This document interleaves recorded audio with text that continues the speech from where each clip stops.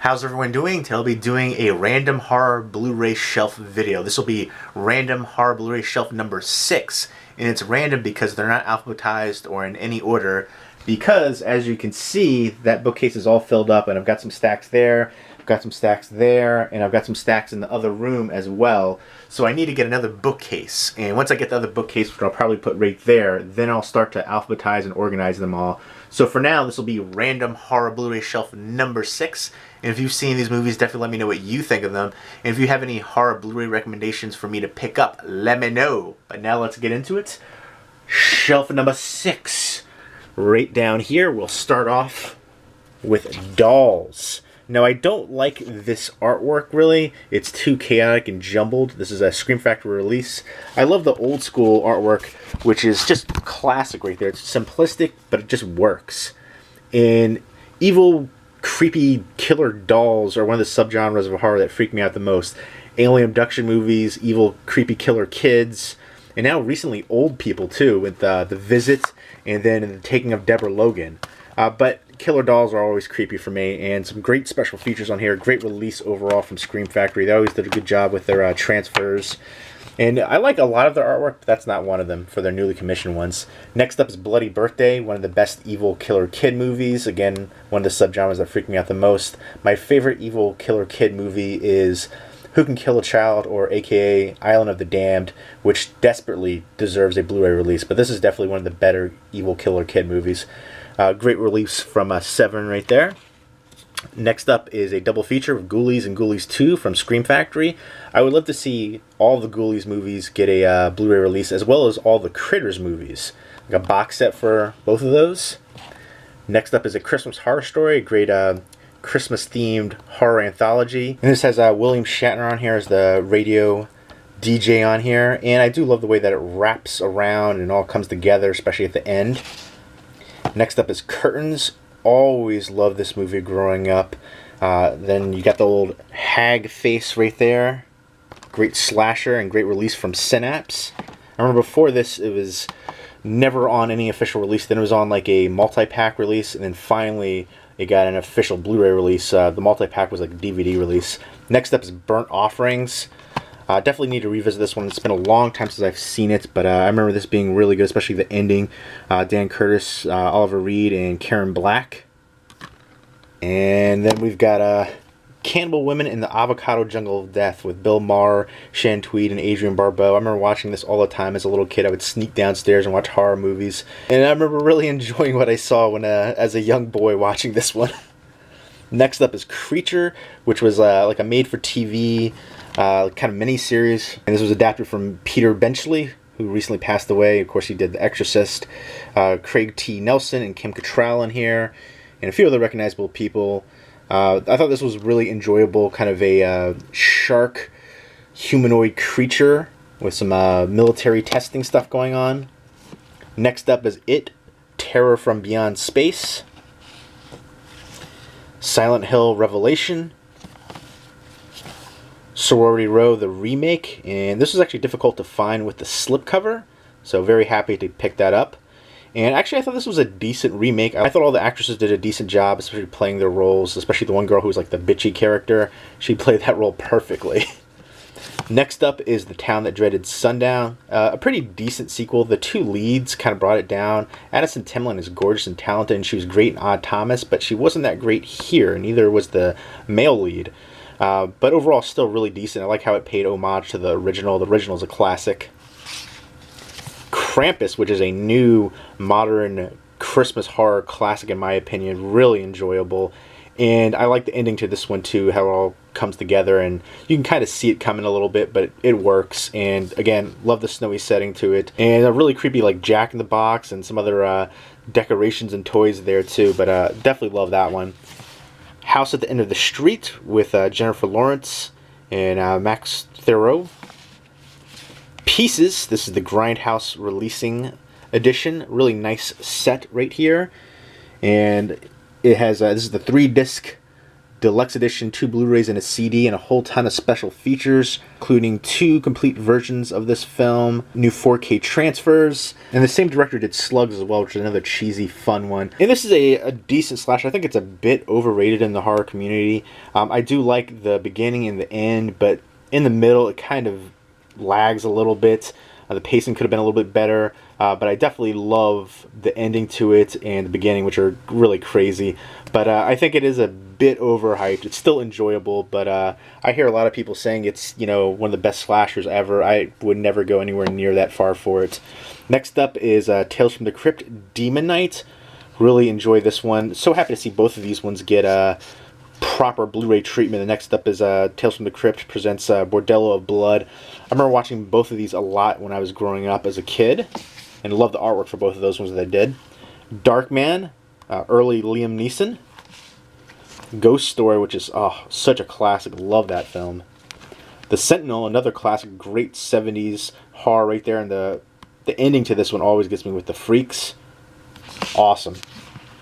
From the Dark, low budget Irish vampire movie, really unique. I dig it. Simplistic, but it works. Stung, killer bug movie. Like the cast a lot in here. I think they did a great job, especially Lance Henriksen and Clifton Collins Jr. And then I'll go ahead and show you some of the ones that I have stacked up on the top. The Wailing, which is my favorite movie of 2016 from Na Hong Jen. Great genre blend with the bumbling cops. So it's got some comedy elements, crime, drama, thriller, and then horror. And I love the different levels of the characters, and I love the ending to this one too. And Na Hong Jen did The Yellow Sea and The Chaser. Chaser was really good. Next up is The Neon Demon from Nicholas Winding Refn. Very stylistic film. Great cast in here. And just everything about that one was incredible too. Definitely one of my favorites from 2016. And next up is Honeymoon. Super underrated, super creepy and atmospheric. The pacing might be a little bit too dramatic for some people, but the ending is incredible. Great payoff, and I thought the pacing worked incredibly for it. Definitely dig that one. Spring, which is another one that I think is very underrated, and a great horror romance kind of movie, if you will. Love this one. Very unique. Meet Me There, another low-budget horror movie dealing with a cult, and it has the wrestler Goldust in there. Oculus, which I actually was really surprised that I like this one as much as I did, and I hope they do another movie in this when they can do a prequel, sequel, whatever, you can twist it around, but I want to see more of this. Last Shift, oh my gosh, this was incredible and super underrated. One of the movies that probably was the most tense for me that I've seen in a while for horror. Green Room, I don't know if I can really say it's full-on horror, but Green Room was probably the most tense movie I've seen in a while. This would probably be second in line for that. Super creepy imagery all throughout, and I love the way that it wraps together at the end. Goodnight Mommy, I don't even consider this one horror either. It could be like art house horror if you want, but I think this one was overrated too. I wanted more from. I saw the one twist with the kids coming from like right in the beginning, but then I don't know. Again, I wanted more from it, the ending, and it just didn't. It wasn't really hard. It was beautifully shot. Great cinematography, though. We Are Still Here, which is incredible. This one was, love the heck out of this one. Definitely some homages to Fulci on there, and great cast too, and very atmospheric. Would definitely recommend the heck out of this one. We Are Still Here. Scarecrows, which I remember watching a lot as a kid, and I think this one still holds up. Kind of a supernatural scarecrow movie. Bloody Knuckles, very underrated. Great horror comedy movie. Kind of dealing with freedom of speech as well. Kind of reminds me a bit of Idle Hands. And this is from Artsploitation Films. Great release from them. Next up is Aggression Scale. Really enjoy this one. Kind of a somewhat home invasion movie. But the kid in here was awesome. And great cast too. Derek Mears, Ray Wise. Next up is What We Do in the Shadows. Really hilarious and just a fun ride altogether. It's kind of like Real World meets vampires. Enjoy the heck out of that one. Body Bags, classic horror anthology right there. Cooties, another fun horror comedy movie. Great cast in here too. A lot of great horror comedy movies this past year or two. Another great release from Lionsgate in their Vestron Video Collector Series, Waxwork and Waxwork 2 double feature. The Blair Witch. Now, I know a lot of people hated this movie, Adam Wingard and Simon Barrett, but I actually really enjoyed it. I enjoyed it way more than I thought I would, and it's essentially very similar to the original. It's a sequel, though. I hated the original, and the thing about this one is very same thing. They go into the woods, creepy things start happening, but this one actually shows you something at the end, and you get some claustrophobic feel. I didn't love it, but I did like it, and I thought the special features in here were awesome. But definitely worth keeping in the collection because, again, it actually shows you something at the end, which is what the original one didn't do. All that built up for nothing. I know everybody loves the original. I'm in the minority on that one, but that's alright. Next up is one that I think is very underrated, The Mind's Eye. If you like Cronenberg, Scanners, stuff like that, I would definitely recommend this one. Great score in here, too. Child's Play. This is the Comic-Con exclusive from 2013 slipcover. It comes with a black case in there, too. And I was able to get this signed up by Alex Vincent, who played Andy, and he wrote Chucky Did It. Got to meet him at Monsters and Robots Horror Convention. Really nice guy. Satan's Little Helper, which this is the TV version, but this Blu-ray is out of print. This was exclusive to Walmart, and it was in the $3.99 bin there, but I think it got pulled from the shelves because the director, Jeff Lieberman, didn't give permission for this release. This is from, I think, Screen Media, but yeah, I've seen this go on eBay for ridiculous prices, so if you find it, pick it up. Somebody recently tagged me on Instagram saying thanks to me they picked it up, and they got it for $3.99 at their Walmart. Still had one, so that's surprising because we both looked up on eBay at that time and there was none on eBay, and the last few ones went for like $35-40. So this is a fun, cheesy one. I always enjoy watching this one around Halloween, and hopefully Jeff Lieberman, who I really enjoy as a director, he did Just Before Dawn, which is one of my all-time favorite slashers, the prototypical slasher. He's done some other great ones too, Squirm. But hopefully he'll release this on his own site because he released Remote Control on his website. The full version of it, not the TV edited version. But I think they just really edited out curse words. The Invitation, which I enjoyed, but I thought it was very formulaic and predictable, especially the climax.